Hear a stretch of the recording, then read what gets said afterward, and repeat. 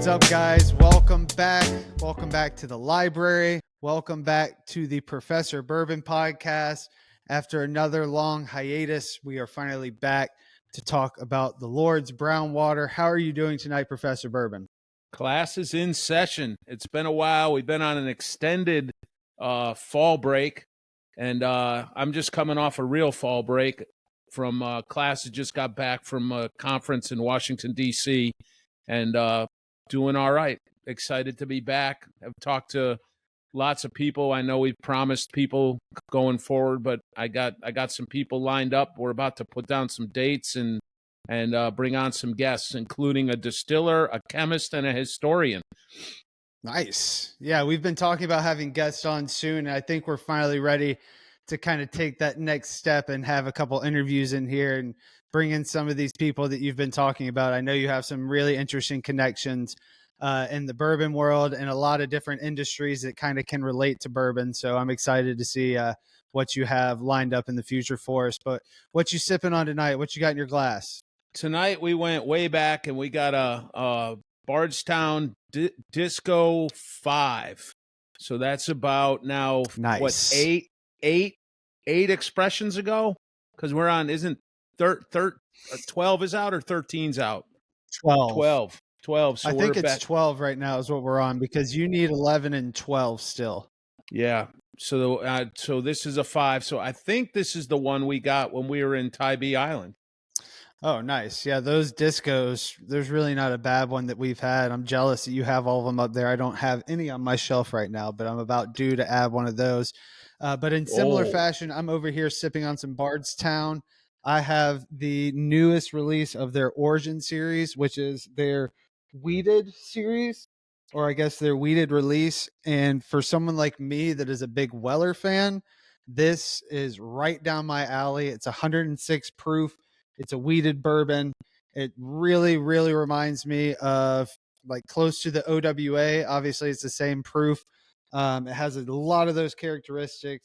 A lot of the people I've listened to online talk about it share a similar feeling about this. This is a great bourbon, especially for the price of like $50, I think is about MSRP on this. So I know I have a bottle for you. Yeah, I know you don't haven't got open to mine. try this one yet, but I know I've already put a dent in this, but I'm trying not to dip into yours yet. But I know you're going to like that because I know you're also a fan of those Weller and those weeded bourbons as well. Yes, I'm looking forward to it. I guess that could lead us right into our scouting report for the week. And that's on my side for the scouting report. I know yours is a little bit more exciting, but I'll get us led into it. The two big ones that I found for you over these past couple weeks, and there's a couple more coming down the line, but I was going to show off this year's release of both the Shanks and the Bomburgers. Both of these are Michter's products. I don't think either one of us have tried either one of these. I always hear people talk about it. I see them at allocated releases. I know people have a lot of good stuff to say about them. I think that the Bomburgers is a little bit more sought after since it's the 108 proof, and the Shanks is, I believe, like 90 or 91. So down there with like the Blanton side of the proofing, but I'm super excited to try those Michter's products because I've never had either one. I am too. And speaking of Michter's, I'm gonna hone in a little bit on your territory. While I was up at the conference in Washington, D.C., I went by and saw a former student who is working for the Institute of Justice. But on the night, he does a bartending gig, and we went to the little restaurant he bartends at. And on the way back, we stopped at a liquor store, and believe it or not, Washington, D.C. is not a police state when it comes to liquor, and they have no ABC rules. So we wandered into this little liquor store, and speaking of Michter's, I finally found a bottle of Michter's 10. Very nice. So I'm pretty excited about this. Haven't opened it yet. Just got it. Just got home yesterday evening, so I'm looking forward to the Michter's 10. And on the same trip, I won't break out everything I've gotten recently. I'll just show you the same trip, and then we got a big one we're gonna kind of break out as a maybe we'll hold off on the one. We'll tease the one for the end. Let's just say it's as the class said, I'm older than it, but not by much. So we'll talk about that. So you be quiet, class. And I happened to find this in the same liquor store, the little book, Infinite. And I know the boys over at Bourbon Junkies, I saw them do a tasting of it today, and they were head over heels in love with it. And in fact, to the point where they said they want to bunker one. So for them to say they want to bunker a Jim Beam product is pretty amazing. So I can't wait to open that. So if you see one of those at retail, no, you're a Booker's and a Little Book guy. Big time Booker's and Little Book and Knob Creek. I guess the only thing I don't like from Jim Beam, if it actually says Jim Beam on it, that's the weird part. That's fair. Yeah. Any of those you frequently like to talk a little bit of trash about. Shout out Silly Dilly. Shout out to the label. I forgot what we call him. The label, yeah, the right? Label. Sorry. Shout out to the label. Yeah, we shout out to the label. Shout out to the label. So are you going to show this bottle, or are we going to wait till the end of the episode to look at this bottle? I don't know. What do you think? I think we should wait. How about this? I'll just tell the story and we'll wait to the end, and then we can break it out. This is one of those that works for me. All right. This is one of those bottles that nobody knows they have, and then all of a sudden it's there. Is a colleague of mine was at his, I think, helping clean out his mother's basement, or his friend of his mother's basement, and they went down and they found this bottle in a box intact that somebody had gifted somebody else, and the bottle is about the release was about 48 years ago or 49 years ago, and so we'll just leave it dusty. It is a dusty, and I'm very lucky that in the middle of nowhere, Virginia, a colleague at a little tiny liberal arts college goes, "Look what I found at my grandmother's friend's house," and boom, and I took it off his hands, and it will be proudly displayed up here. It'll be proudly displayed up here. I'll also give you another hint: the current distiller is not the distiller of this bottle at this time period. Okay. You could look that up to see if anybody can follow these breadcrumbs and get there. You could look it up to confirm it. Okay. I like it. Keep people on the edge of their seat for the end of the episode and see if anybody can kind of figure out what this is. All right. Quick pause. Hold on. Angie's showing. I don't know what Angie's doing right now. Okay. Angie said center yourself in the camera a little bit more, because if we go on TikTok, you're not going to be able to see that. You're not going to be able to see you because it's going to condense it. Is that better? Yeah. At least we'll see you. Yeah. Yeah, that's a lot better. What I'm going to do is hang on. Let me drop it down. Is that dropped down too much? Because now I can see. She said that's good. Yeah, because now I can see over the camera to you. The problem I have is when I can't. Everything's kind of lined up in front of the PC. So I'm trying to look at you, at the camera, and not make it look like the camera's a million miles away from me. At some point, I will get a camera with a zoom, and we'll set it up and zoom in. So I'm not dicking around with this anymore. All right, I'll jump us back into it. Yeah, I'm definitely looking forward to popping that bottle. We won't give away what it is yet, but I've never really tried a dusty like that. Nothing even close to that. So I'm definitely looking forward to seeing what that juice tastes like and what the difference is between maybe some of the flavors that we get today. But what have you been reading recently? I know it's been a while since we've talked. So is there anything interesting that's come across your screen? Holy moly. I was going to give another hint, by the way, and tell you that when this bottle, when it was distilled, the distiller was in Frankfurt, and now it's in Claremont. I believe I have that right. Okay. I believe I have that right. I could be wrong. I think I got that right. You're going to get grilled if you have this wrong. Oh, if I got it wrong, grilled. Jason from Indiana will be on us like a bad smell. Wait. He can. He's waiting. Right. He's listening right now. His chops. Yes, he is. Man, what have I read recently? I think we talked last time. I had finished up Proof. And I really haven't started anything again. I was working on my bourbon ambassador from the Whiskey Stave Society. I'm almost done getting ready to test for that, and I'm going to head out to Louisville in December to become a full-on, full-fledged ambassador after a day-long class, and I'll get to wear that around with a little pin on when we get online here, and I'll have my little pin, and I'll be the coolest dude in the room. but I'll be the only dude in the room, so Clearly. it won't be hard. Yeah, it won't be hard to be the coolest guy in the room. Nice. I know you'd sent me a little bit about that article, The Average Drinker, and it was a little bit discussing about, is the bourbon boom over? So I was going to let you go into a little bit more detail about what you saw in that. I know a lot of people right now are discussing, is the boom over? A lot of secondary prices are finally starting to drop on a lot of bottles. So I know this kind of fit right in with what's going on right now in the bourbon world. So what did you see inside that article? Well, it was actually a podcast similar to ours called The Average Drinker, and this was back in August. So this has kind of been in my apologies. My apologies. No, that's okay. We want to give Dara and Bill a shout out. And they called their thing 6 Reasons That the Bourbon Boom is Over, because it's a boiling point. And so their basic point was that the bourbon market is out of control because of inflation, the secondary market, distribution, NDPs, limited editions, and the hype train. And the economist and me perked up. I just heard a noise from the class. What is an NDP? I just heard the class's noise. What is that? That's a non-distiller producer. Thank you. You're welcome. So an NDP is a firm that doesn't distill its own juice. It buys juice from other people, sometimes contract, sometimes not. So those would be contract distillers, and bottles it under a name, which kind of creates, since we're on this one, we can go out of order. There's a bothersome about it that it creates a lack of transparency. So, for example, we're drinking Bardstown, and I think if I look at my Disco, I put the bottle back up so I can't look at it. I imagine if you search Disco 5, we can see where it is, but it'll say like 38% came from Tennessee this year, this old with this mash bill.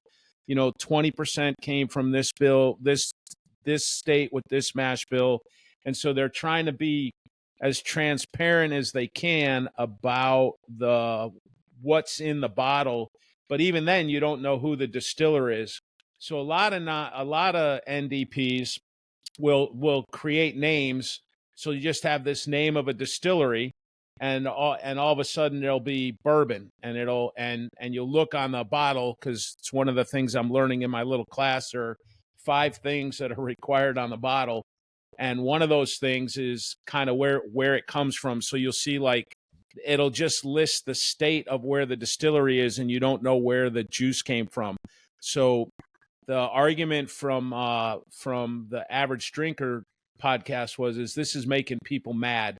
I can understand that for some people, and I get that, but if it tastes good, does it really matter where it comes from? Is it a problem in that sense? And my answer is I don't know. Right? I'm not sure that it is or isn't, because if it's good, who cares where it comes from? If it's not good, but again, right, you can hide stuff. Like, let's think about it. Most of bourbon is mythical, right? The whole process of bourbon is mythical, and there's nothing wrong with myths. Think about Greek mythology. And I know the class is going to raise their hand here in a minute, but let's just think about Greek mythology. Some of the things we know about Greek mythology that still stand the test of time. So a Sisyphean task. Does the class know what that one means? Nope.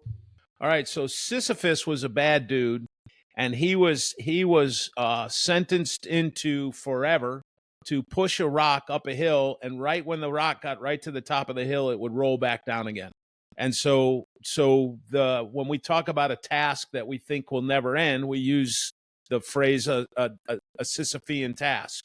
Or you might have heard of a Procrustean bed, which is something that's tortured to fit in a bed. We have lots and lots and lots of phrases that come out of mythology, Greek and Roman mythology. You think about all of those things. Mythology is a pretty cool thing. I don't have a problem with mythology, and I don't get quite so worked up about NDPs as some people do. I mean, it'd be nice to know, but it's part of the fun to guess, right? Did this stuff tastes like it's got that vitamin stuff in it? Oh, that must be from Dickel. Oh, this tastes, man, this has got MGP written all over it. Or I think this comes from and this taste got that nutty taste from Beam, or this has got this. And some of the times that's fun. And not knowing is part of the mystery and is part of the fun. That doesn't bug me as much as it does most people. And I think if you had to talk from, devil's advocate perspective of it, I think some people would argue that they use that to kind of affect how consumers perceive value, and they could kind of hide products and try to almost advertise them as something that they're not. So kind of hint at it's from this state, and it might not be the one that people necessarily comes to mind at first. And I think that some people try to argue that that's them trying to pull the wool over our eyes and try to make us think that it's a better bourbon or a better product from another state than it might be. And then people start passing around those rumors. Oh, I think this is, because it said it's from Tennessee, it's this age statement. I think it's this whiskey, or I think it's this bourbon from Kentucky because it's its age statement. And I think that's really the argument of the people on the other side, is that they're trying to use that to, I guess, mix in some lesser bourbons and have them that, like you said, they could be perceived as, that's kind of the mystery of it. You see the state and the age statement and you make your own assumptions. I can go a good way or a bad way. And I think that that's the way people are kind of arguing it online right now. Yeah, I see that. And I think of, some of the NDPs are even worse than that. They don't even have a place where it was distilled. It'll just say bottled by. And you're like, where did this stuff come from? Right. And you guys know this. You guys are in marketing. That's one of the businesses you run. And you know that I might be able to get you to buy the bottle once, but I'm not going to get you to come back again. And most business models, especially in a thing like bourbon, is I want repeat customers. I don't want to hit you for one thing, fool you, and you're never coming back. And it kind of goes too with if you think about the hype train, and one of the other things I think they talked a little bit about is, hey, do the bourbon podcasts in the world help? All the guys that do the tasting. Well, if somebody gets, Jimmy Bob's, the Jimmy Bob's bourbon that was supposed to be distilled in Jimmy Bob's grandfather's basement the way it was 100 years ago, and people try it, and all the guys that do the podcast, Fred Minnick or the Bourbon Junkies or ADHD Whiskey or It's Bourbon Night, and they go, blech, this stuff is awful. Or my friends Trent and his father out there go, oh, this is awful. People aren't going to buy it. So you can't fool them. I mean, you can sometimes maybe get somebody to go in for a little higher price with you guys know this, as I said earlier, as marketers, one of the things you want to do is make your product look good. So there's a lot of hype. Bottles look nice, labels look nice, but I mean, that's all part of the experience. Well, I'll ask you this then. Do you think the rise of online bourbon influencers has been more of a positive or a negative impact overall for the bourbon community? Because I think in any industry, you can obviously see that you're going to use influencers to push a product. That's just basic marketing right now. Social media, things like that's the most effective way to market a product.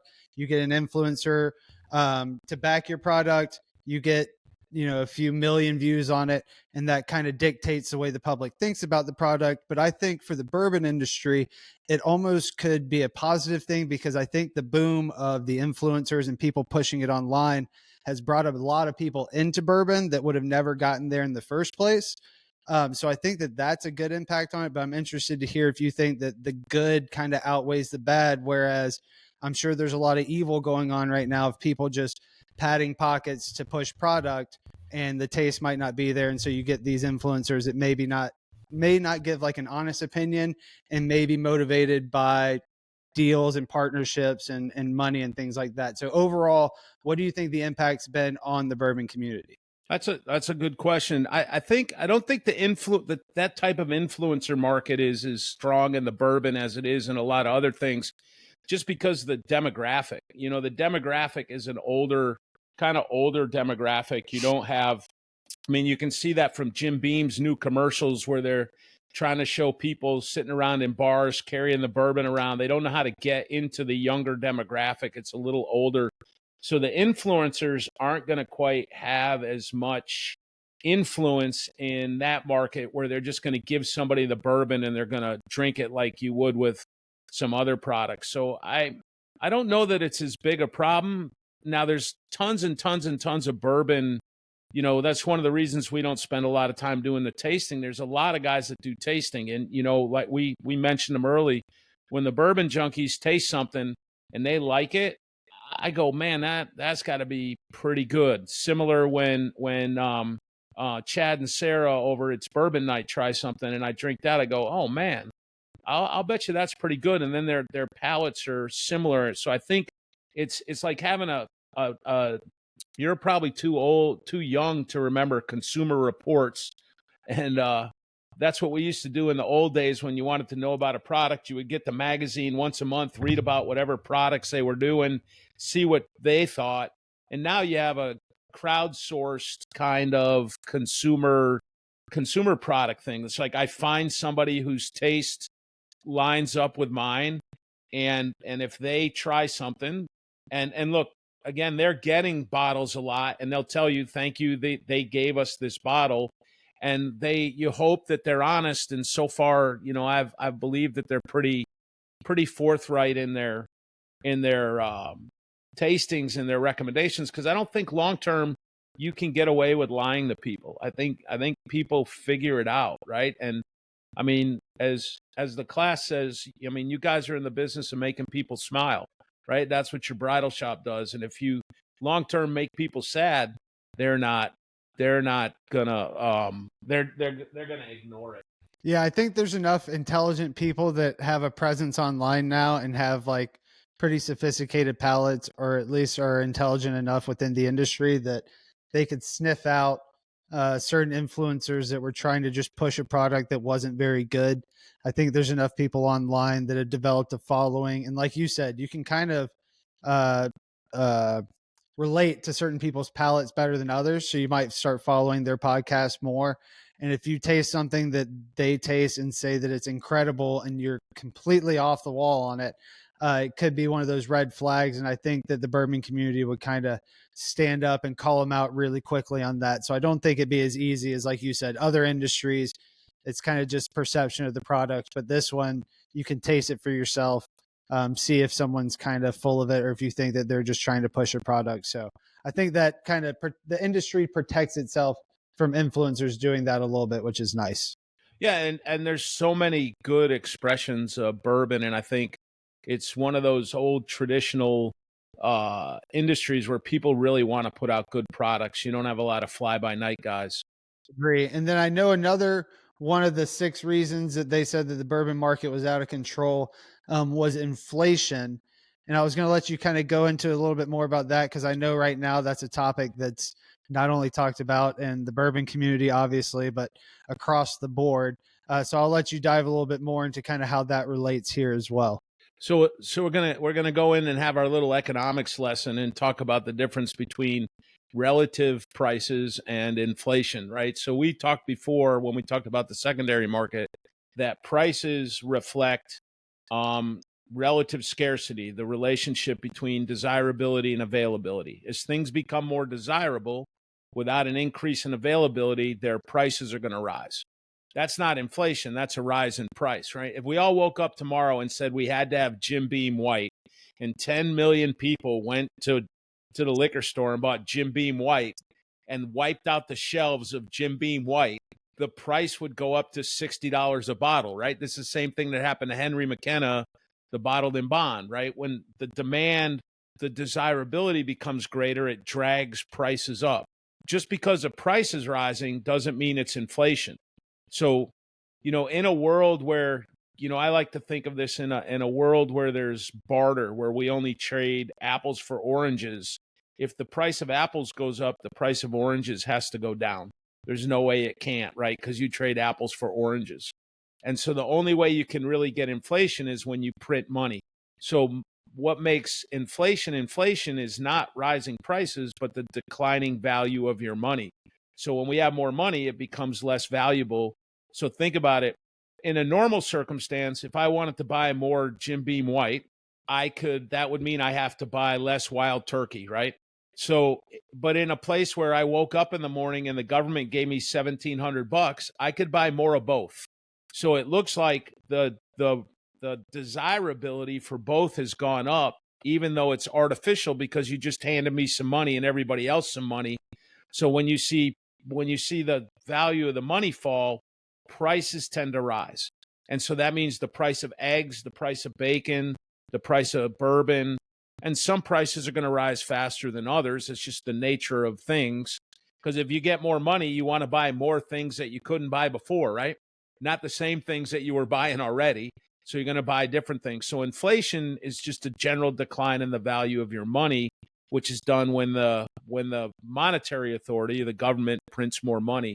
And that's not the same as us deciding after 2018 and the San Francisco Spirits Award called Henry McKenna the best bourbon in the world. And it went from being shelves of it, racks of it at the liquor store for $25 to impossible. And now we're buying it on secondary for what, $70? I think the latest thing Bourbon R had it at. That sounds about right. Although its price is coming down. And I kind of think, I was telling somebody this the other day, I kind of think, and we've seen it when we're on tours, Buffalo Trace has got a damn near 1 million barrels of bourbon on their property right now. And think about Lux, the size of Lux Row, and they're expanding, and Bardstown, and they just built a new facility, I think, in Owensboro. I could be wrong about that. Jason will let us know. In Owensboro. And so all of this juice is being put in barrels. And in fact, today I was in Virginia and went to the ABC store and saw Woodford Reserve 121. There's like 5 bottles of it on the shelf. That didn't happen 5 years ago. So production is kind of, one of the beauties about rising prices is that it signals to sellers people want more, right? So the price system is a communication system, right? Rising prices send 2 signals. One to the buyers, hey, stop buying that, somebody else wants it. And one to the sellers, hey, people want more of this. So those 2 things together tend to bring more available and leave more for people to have.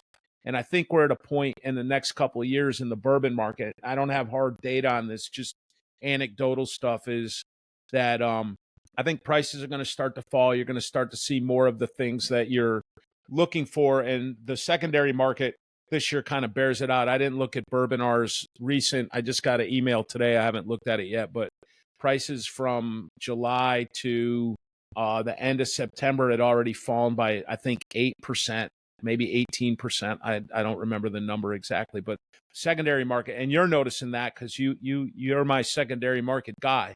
And secondary market prices are falling. Oh yeah, across the board. You've seen them. I mean, there's a couple bottles that are just holding their value because they are what they are. They're industry standards.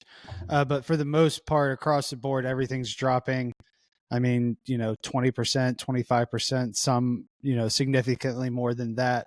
And I saw that you had something in the art or in that podcast. They had talked about the distribution process and how that also affects the price and the price increase and things like that. So I'm a little curious about that because I know usually when people in the bourbon market are talking about distributors, it's not exactly in a kind sense. It's usually when they're discussing allocated items and how distributors choose where they want to put those allocated items or what they're making these stores buy to get the allocated items with that. So I'm kind of interested to hear your opinion on how distribution plays into this as well.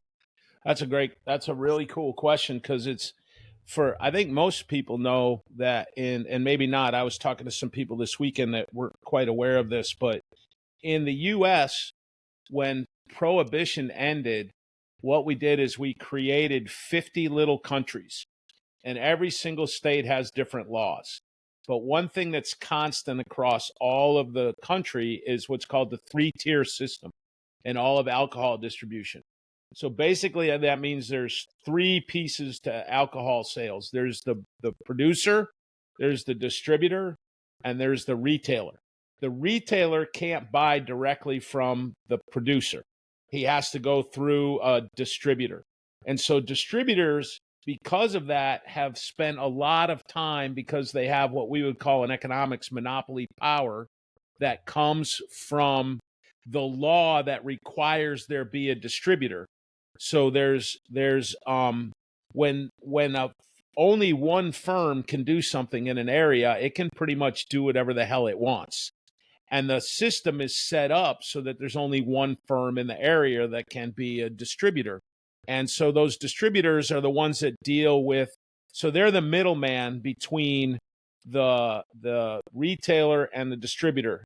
And so I'll also say usually middlemen are pretty cool, because middlemen are the guys that figure out, like, you think about Walmart in a way as a middleman, right? And if you want a banana, you ain't got to go to a banana plantation in South America to get it. Walmart knows you want a banana, so they get bananas and they sell them to you. And it's a wonderful thing, right? They do great stuff, lower transactions cost, which we've talked about before, because all costs are transactions cost. They do that kind of stuff.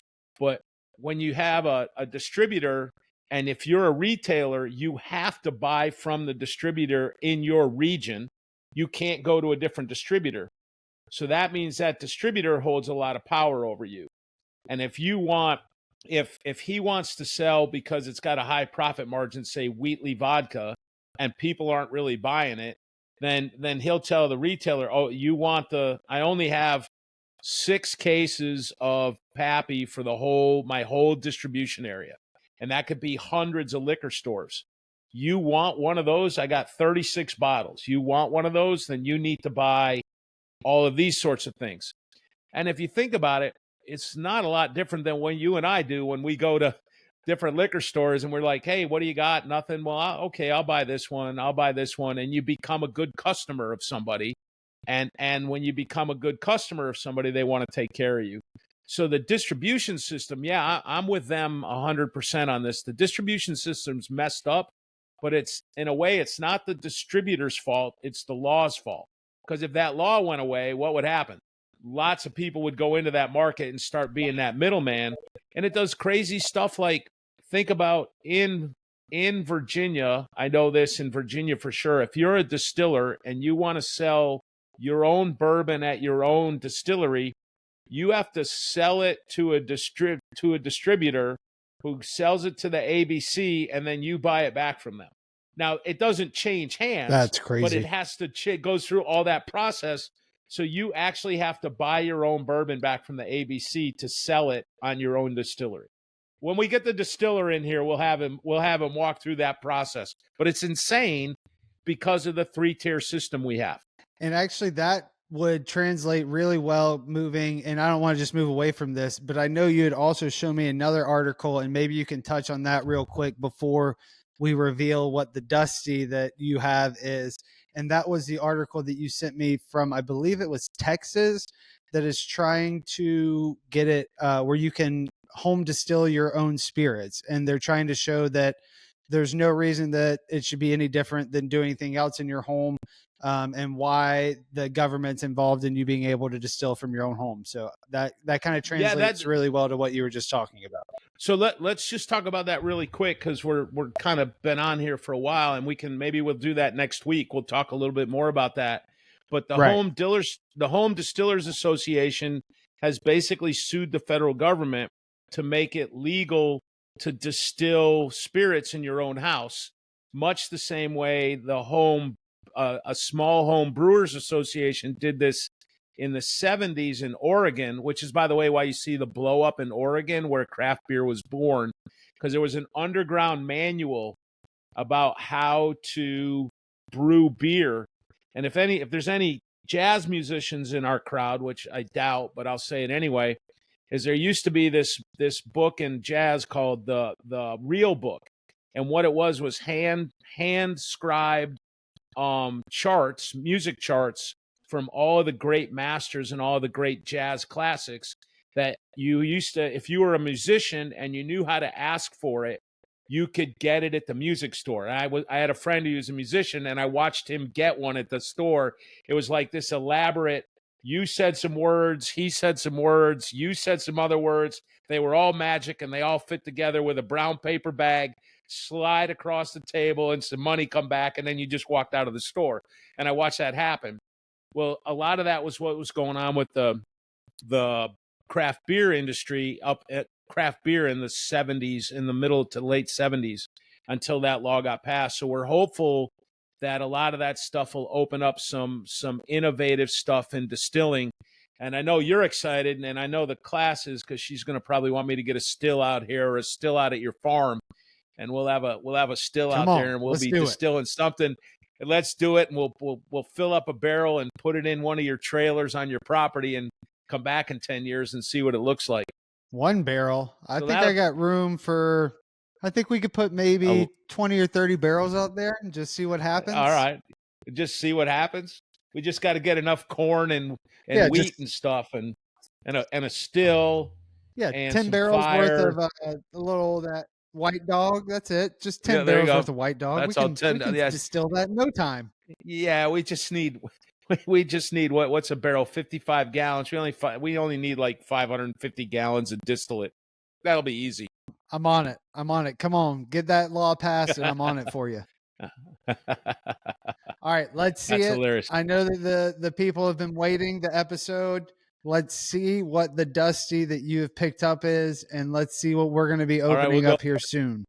All right, so this is the box, and he found it complete, the box. So here's the box, and I'll spin it this way, Centennial, and we'll go one more this way, and then we'll go, that's what's in the box. So if we open up this box. Classy. Oh, classy. And we look inside of it, we will see that it's complete. Here's the top of the hand-blown crystal decanter. Don't want to drop that. And notice the detail in the hand-blown crystal decanter. And then we open up the bottle, and the label is still on it. And what we have right here is a hand-blown decanter of Old Grandad, 1976, 84 proof, 86 proof, distilled by the Old Grandad Distillery in Frankfort, Kentucky. And I believe right now Old Grandad's a Jim Beam product, isn't it? Is that right? Old Grandad's Jim Beam, isn't it? Yes, I believe so. And so that's Claremont, if I believe remember so. right. Let's put the class on it. I don't know. The hope class that's is right. staring at her And so computer, this is not what I looking got. this up for some reason. And she said it's only Yes, 11 you are years. correct. It's only 11 years younger than I am. Now, class, it's 15 years. It's 15 years. So I got it right. Jason is not going to have a coronary. And notice a beautiful eagle on the back to celebrate the centennial of the United States. And we got us an Old Grandad. And we will. I promised the guy I bought it from when I opened it, and you can see it's still sealed. And the other pictures I've seen, this is actually where 750 milliliters is on the bottle. And from other pictures I've seen of this online, and I'm really fortunate enough to have it. And it's going to look really good sitting back there. The class is going to have to come here and figure out how to make it displayed with the box, because it's got to stay. The whole thing's got to stay together. So was the biggest find since the last time we've been together. And share with other people. Yes, I am really looking cannot forward wait to get up there to give it a little try of that. Just 1 little ounce for myself, not much. That bottle will move very slowly on the way down. I'm hoping the juice is as good as I'm thinking it's going to be, but I'm super excited to try that for my first Dusty. Yeah, me too. I'm really looking forward to it. And we got a bunch of other stuff we got to open, so you got to get up here. I still got all the little books to open, although I have a couple open. I got the new Bookers to open. I got in Virginia, from all places, I found the Wild Turkey Jimmy Russell 70th anniversary 8-year. I got all kinds of stuff to open here. I'm looking forward to it. Very nice. I think next time I'm up there in the library, what we should do is maybe over a 2-day period, do a Booker's Little Book tournament, a blind tournament, and put them all up against each other, and maybe do it over a 2 or 3 day period, because I think you've got about 12 or 15 of those up there. So if we did a full bracket in the same night, by the time we got to the championship, we're going to think they're the 2 best bourbons we've ever had in our life before we just fall down on our way out the library. Yeah, and I know for sure we can do a little book, because we got all 8 of those. So we could do a little book. And we do have sitting over there, I haven't opened yet either, is the Jim Beam Legacy. So the Jim Beam Legacy is roughly the same thing as this Booker's Infinite, because the story on this. This is 3 master distillers and their lifetime. So there's some 20-year-old bourbon in this from Booker, and then there's some 14-year-old from Fred, and then some 7-year-old from Freddie, and then there's some I think 7 or 8 year old from the community. So each one of these is different, and the idea is every time they put one out, they're going to keep some from each of those distillers going in this. So this is another one of those Pokemon that I'm going to be looking forward to getting every year. So I'm pretty excited about that. Yeah, that's a really cool bottle. It's a really cool release. Just the way it's packaged looks awesome. Oh yeah, it's much different than the other one. I like it a lot better because you can see through it, and it's open in the back, and then the little thing comes up, kind of like if you try to get into the Jim Beam one, it's a much better box, I think, than the Booker's or the little book with that plastic on front of it. That one's pretty nice. I like that. It looks really good. That's really cool. It reminds me of the Knob Creek. I think is it the Knob Creek or the Elijah Craig that you have that has that similar box with the open? Yeah, the Knob Creek just has a frame around the bottle, that Knob Creek 18. Yep. Yeah, those are really cool. I like that. Well, do you have anything else for us tonight before we sign off? No, I think maybe next time we'll talk a little bit about the home brewery. Maybe I'll talk a little bit about whether I passed my test or not. And then before I go on to the bigger test, and I guess we're supposed to say class dismissed. I forgot. Class dismissed. Follow, like, I did subscribe. Follow. Hang on. I'm out of practice. Like, follow, subscribe. Until next time, sip some bourbon. Class dismissed. That was a shit show. There we go. He's back. Oh, shit. Hit the stop. That was a shit show, man.